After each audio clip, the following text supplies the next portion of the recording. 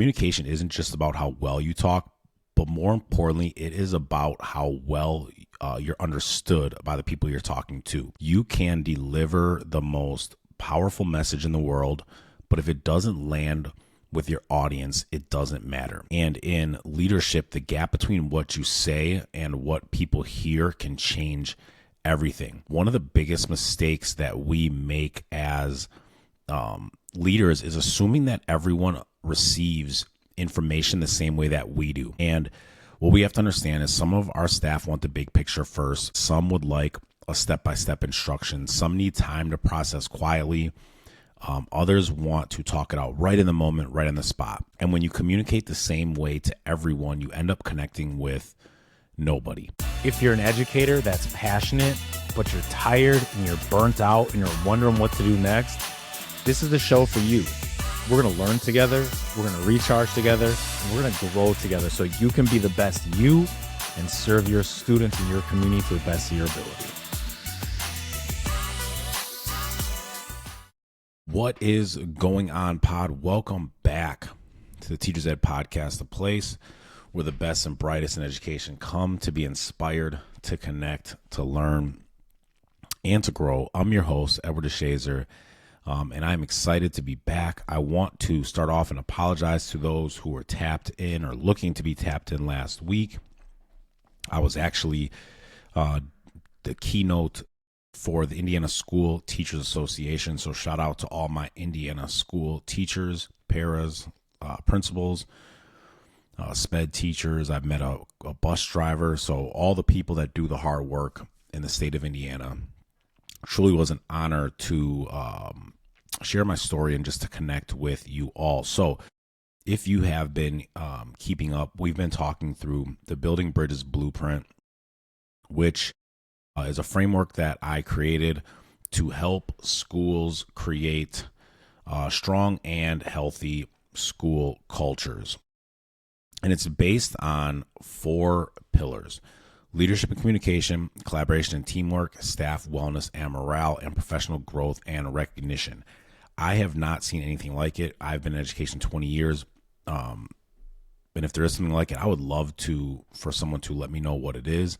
But it's the first thing that I've seen where school leaders and school and educators in general can get data on the culture. A lot of times we just kind of fly by the seat of our pants.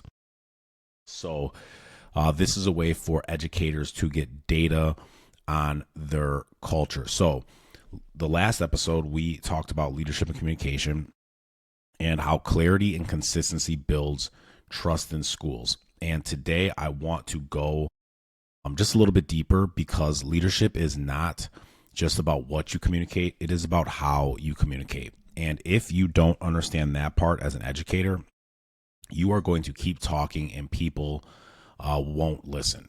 So before I get too deep into the topic, I loved hearing from so many people who reached out via TikTok, email, and Instagram about the survey. And I loved hearing how it has gone and the feedback that you have gotten, which excites me because it gives you actionable items that you can do going forward. And the important part about that is leadership in action. So you're not just guessing. And a lot of school leaders and a lot of organizational leaders are just guessing as they're going. And if you haven't sent the survey or have not gotten the link, shoot me an email, ed@edwarddeshazer.org, or you can just head to my website and hit the booking contact form and just shoot me a note there, and someone from my team will get that over to you. So jumping right in. I guess we're not jumping right in. I've been talking for a little bit, but let's get into it. Most people think they are good communicators. I've worked with a lot of principals and people who are aspiring to be principals. And communication isn't just about how well you talk, but more importantly, it is about how well you're understood by the people you're talking to. You can deliver the most powerful message in the world, but if it doesn't land with your audience, it doesn't matter. And in leadership, the gap between what you say and what people hear can change everything. One of the biggest mistakes that we make as leaders is assuming that everyone receives information the same way that we do.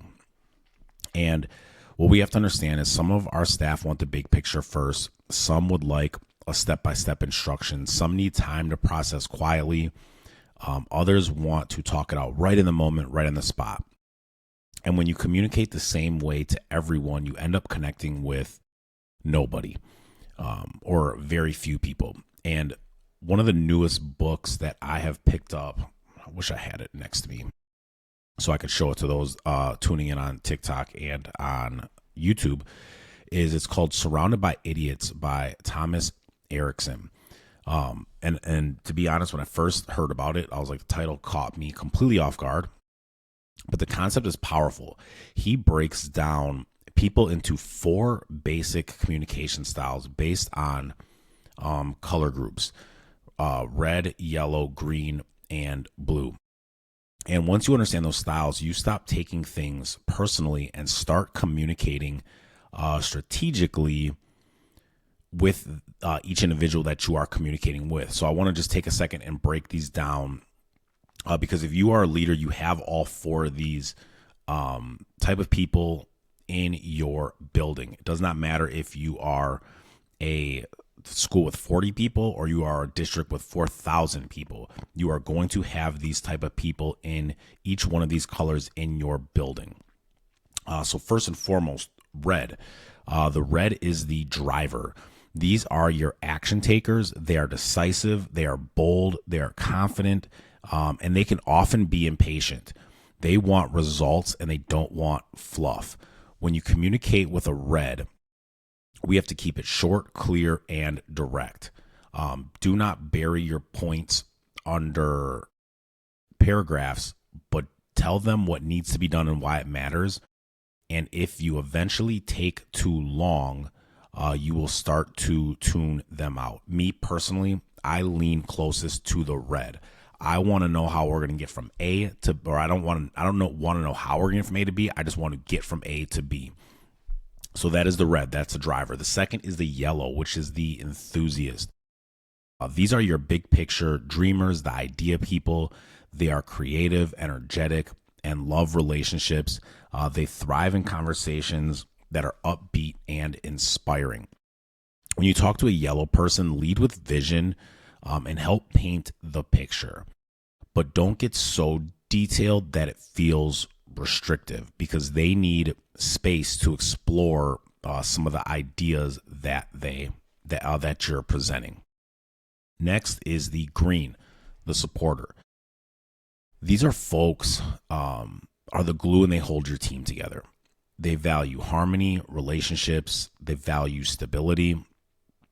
When communicating with a green, it's going to be important that you slow down, that you are patient, and that you don't rush them into decisions. They need to feel safe and they need to feel considered. And the last one is the blue. The blue is the analyst. These are your rule followers, your organizers, and your data-driven thinkers. They need structure. They need facts and they need order. When you talk to a blue, you have to come prepared. You can't be vague. Give them the details. Give them whatever data you have and give them the plan. They are not trying to challenge you, but they are trying to fully understand before acting. And what is very important for me to acknowledge is that there's no color that is better than another. And there are some people that may overlap over colors, but it's important for us to find the specific color that someone may be. And you need all 4 colors on a healthy team. One thing I say, if you have a room full of dreamers, all you are going to do is dream.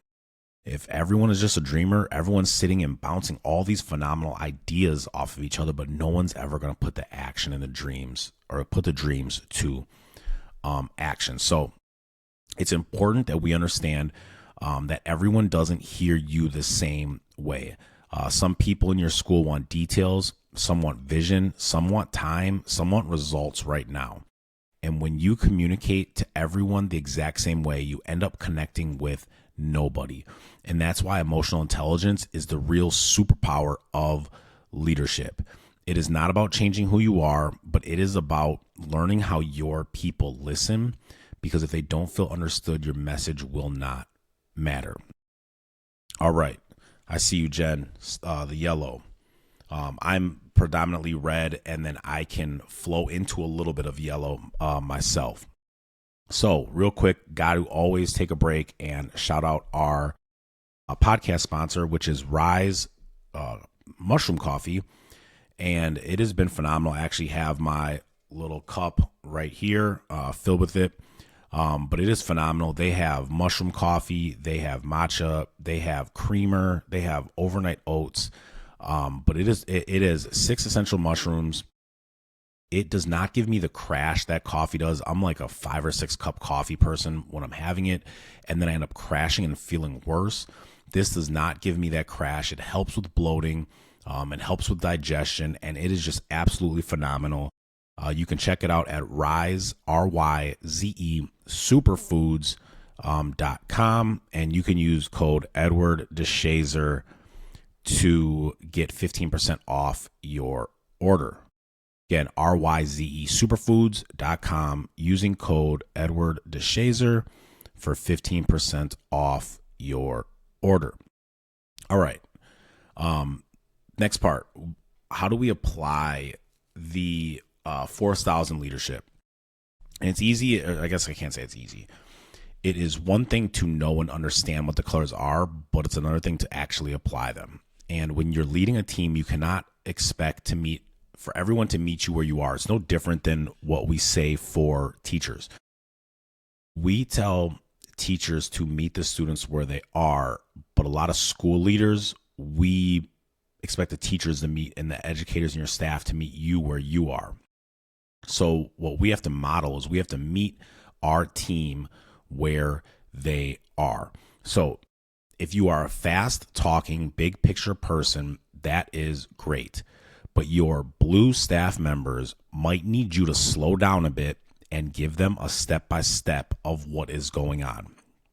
If you are a calm and methodical leader, your red personality staff members might think that you are dragging your feet. And this is where leaders can tend to lose people, and not because your heart is wrong, but because your delivery doesn't match the person that you're talking to. And here's how you bridge that gap. First and foremost, we have to know ourselves. So we have to understand, like Jen is saying, that she's a yellow. We have to understand our natural communication style. Do you tend to rush? Do you tend to over-explain? Do you tend to avoid conflict? We have to know ourselves and who we are. And then second, we have to know our people. We have to start paying attention to how our staff respond to different approaches, who likes directness, who needs more support, who needs collaboration. We truly have to take time, pay attention, and understand who our staff are. And then last, we got to adjust our approach. You do not have to become a different person. I'm not telling you that you have to change who you are, but I'm just telling you to be flexible. Lead in a way that helps others understand you clearly. Great leaders in education, great leaders in organizations are not chameleons, but they are connectors. You're able to connect with people's hearts because you are communicating with them the way they want to be communicated with. So what I want us to understand is great leaders don't change who they are. They change how they connect. If you want to be effective, you cannot expect every person in your school, in your building, in your organization to meet you where you are. Leadership is about meeting people where they are. The words that inspire one person might confuse another. So slow down, learn your people, speak their language, because leadership is not about control. It is about connection. So now we need to take a second to tie this all back to culture.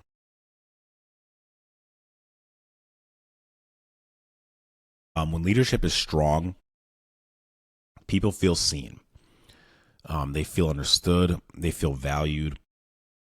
When it is weak, confusion and frustration is going to end up filling the gaps where things are not communicated. And that is where culture begins to crack. The way you communicate determines how people experience your leadership. And what I always say is culture is not built in the handbook, but is built in the hallway conversations. It is built in the tone of your staff emails. It is built in how you deliver feedback. It is built in how you respond when people disagree with you. The way that you speak and connect with people, it either builds bridges or it burns them. And if you want to lead a healthy school, we can't just be the loudest person in the room, but we got to speak wisely. So as we get ready to wrap up, as you get ready to head into this week, I want to challenge you to do something simple. Take one person on your team. Maybe it is a teacher. Maybe it is a paraprofessional. Maybe it is someone in your office, a colleague, whoever it is, and ask them, how do you best receive communication?